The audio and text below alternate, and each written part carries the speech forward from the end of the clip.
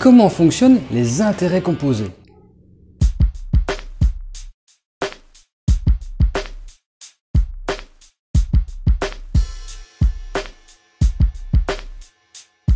Bienvenue sur la chaîne Argent d'Or avec Olivier, chaîne où nous parlons d'investissement en tout genre, d'arnaques, de détails techniques et de façons de gagner de l'argent pour pas cher.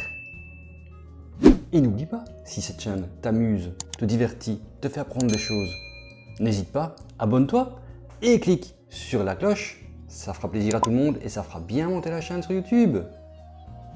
N'oublie pas de nous rejoindre sur le canal Telegram, le lien est en description.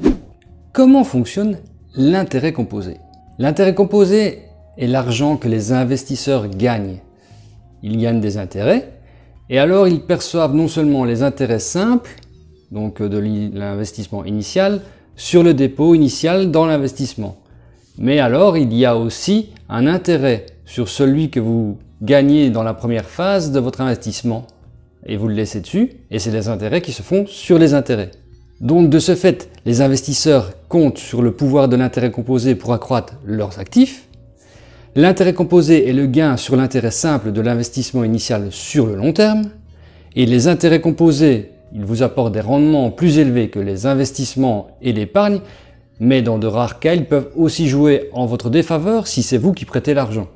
Et bien sûr, cela donne l'effet boule de neige, puisque au plus on laisse, au plus on a des intérêts sur les intérêts, et au plus cela fait de l'intérêt général sur l'investissement et sur l'intérêt de l'intérêt. Je ne sais pas si vous me suivez, mais ça fait beaucoup d'intérêt. Alors il faut bien sûr mettre le temps à profit. Et le concept de l'intérêt composé est étroitement lié à l'un des principes de base de l'investissement durable, à savoir assurer la croissance à long terme.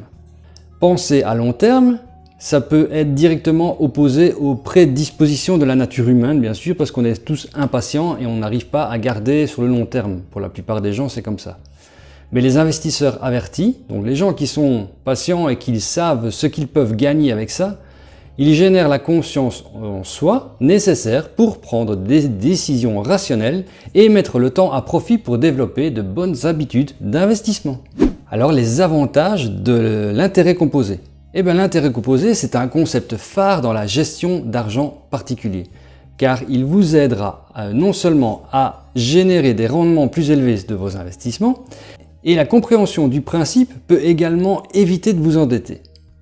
Le terme intérêt composé est fondé sur la définition du terme intérêt, c'est-à-dire que l'intérêt composé ne peut être accumulé que si l'intérêt simple est accumulé en premier lieu. Ah oui, c'est logique, on ne sait pas faire des intérêts s'il n'y a pas d'intérêt sur l'investissement de base, puisque l'intérêt composé est un intérêt sur l'intérêt de l'investissement initial. Donc si vous ne recevez pas d'intérêt après avoir déposé de l'argent dans un instrument d'épargne, tel qu'un compte épargne, le principe des intérêts composés ne s'applique pas. Alors en percevant des intérêts sur un investissement, votre investissement augmente. Si vous ne retirez pas ce montant supplémentaire, bien sûr. Votre investissement désormais est plus important et il continuera à produire de plus gros intérêts. Comme votre investissement a augmenté, l'intérêt est désormais généré sur la base de ce nouveau montant plus élevé à chaque fois, puisqu'il s'accumule sur l'intérêt de base. Par conséquent, l'intérêt reçu génère plus d'intérêt. Par le principe de l'intérêt composé, il va sans dire que la clé pour profiter des intérêts composés est de conserver votre argent et les intérêts que vous avez gagnés sur votre compte et non de les retirer. Ah oui, c'est la base. Si vous retirez de l'argent, forcément les intérêts composés ne se font plus ou il y en a moins. Bon, évidemment, je ne dis pas par cela qu'il ne faut pas retirer son investissement à un moment donné. Il faut bien profiter ou sinon un investissement ne sert à rien. Mais c'est dans le but où quelqu'un veut commencer jeune et retirer ça quelques dizaines d'années plus tard. Et s'il laisse agir l'intérêt composé, ce sera une somme énorme s'il trouve le bon investissement, évidemment. C'est un petit peu ce que nous cherchons tous. Et maintenant, dans quel cas les intérêts composés sont néfastes? La plupart du temps, l'intérêt composé, il doit être positif pour vous en tant qu'investisseur. Mais dans différents cadres juridiques dans le monde, ils ont mis en place des dispositions visant à protéger les débiteurs à l'aide de taux d'intérêt maximum. Des dispositions contre le prêt usuraire. Et le prêt usuraire, c'est un prêt d'argent à des taux d'intérêt déraisonnablement élevés. Et de l'interdiction de facturer des intérêts composés dans de nombreux cas. La facturation d'intérêts composés est interdite dans la plupart des transactions de crédit. C'est interdit de vous faire un intérêt composé lorsque vous faites un crédit ou un prêt. Toutefois, les intérêts composés ne présentent pas toujours que des avantages pour vous, mais aussi des inconvénients. Car dans les cas où ils s'appliquent également aux intérêts négatifs, là c'est vraiment pas bon. Certaines banques peuvent vous facturer des intérêts composés en cas de découvert sur votre compte bancaire, c'est-à-dire lorsque vous retirez de l'argent sur votre compte et que le solde de votre compte devient inférieur à 0. Donc lorsque vous êtes en négatif, les intérêts ils s'additionnent et ils s'accumulent et ça devient des intérêts composés négatifs en votre défaveur. Et également pour votre compte bancaire, l'intérêt composé n'est pas rentable.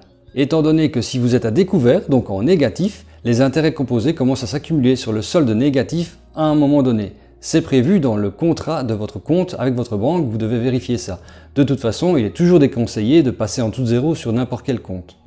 Et donc, en résumé, pour un intérêt composé, vous avez un investissement de base, vous avez les intérêts la première année, vous laissez les intérêts, la deuxième année, vous aurez des intérêts sur l'investissement de base et sur les intérêts de la première année, ce sera les intérêts composés. Et la troisième année, vous aurez des intérêts sur tout ce qui arrive avant, c'est l'intérêt composé qui fait office d'agrandir l'intérêt. Comme ça, chaque année, évidemment ça c'est la théorie sans rien retirer, chaque année vous avez plus d'intérêts qui arrivent et au fur et à mesure c'est proportionnel, votre montant augmente proportionnellement. Bon, bien sûr, c'est pas sur un compte épargne avec 0,11% que vous allez avoir énormément d'intérêts composés, même d'intérêts simples. Donc malheureusement pour le moment, ce n'est pas dans les banques que l'on peut bien faire croître son investissement.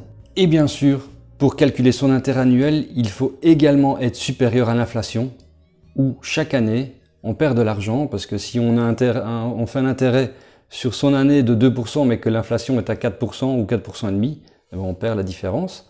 Et ça, je l'expliquerai dans une prochaine vidéo.